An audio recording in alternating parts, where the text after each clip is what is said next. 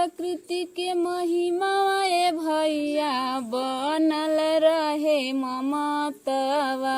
बनल रहे माँ प्रकृति के महिमा ए भैया बनल रहे ममतवा।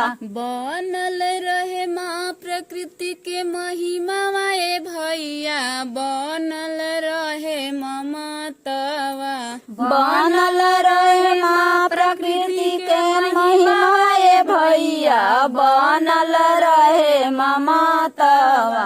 ऐसन ज्ञानवा दिहली सद्गुरु लागल रहे ध्यानवा। ऐसन ज्ञानवा दिहली सद्गुरु लागल रहे ध्यानवा। ऐसन ज्ञानवा दिहली सद्गुरु लागल रहे ध्यानवा।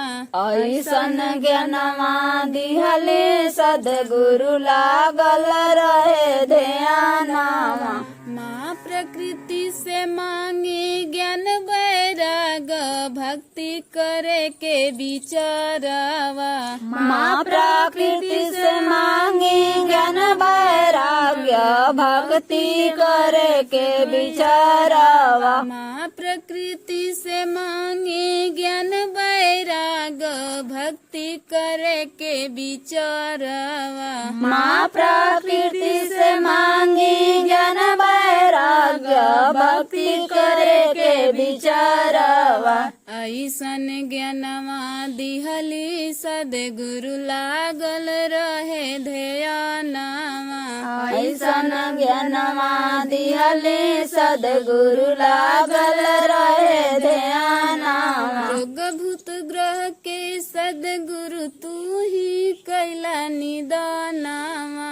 रोग भूत ग्रह के सद्गुरु तोहू कैला निदानवा। रोग भूत ग्रह के सद्गुरु तू ही कैला निदानवा। रोग भूत ग्रह के सद्गुरु तू ही कैला निदानवा। ऐसन ज्ञानवा दिहली सद्गुरु सुधरल मन के भरमावा। ऐसन ज्ञानवा दिहली सद्गुरु सुधरल मन के भरमावा। सद्गुरु जैसन करमवा मांगी हमहू करे के करमावा।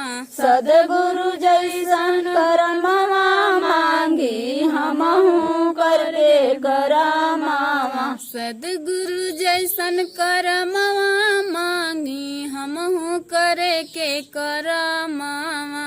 सद्गुरु जैसन करमवा मांगी हमहू करे के करमावा।